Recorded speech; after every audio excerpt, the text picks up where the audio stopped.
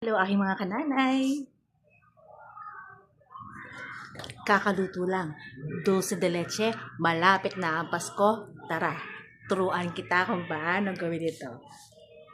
Ang init pa. Bagong luto.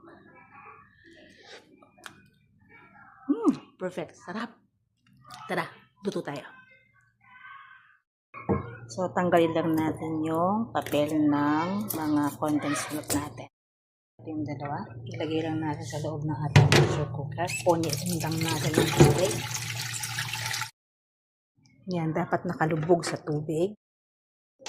Lutuin natin for 30 minutes. 5:02. So, mamayang 5:32. So, mamayang 6:02. Check natin yung ating biscuit.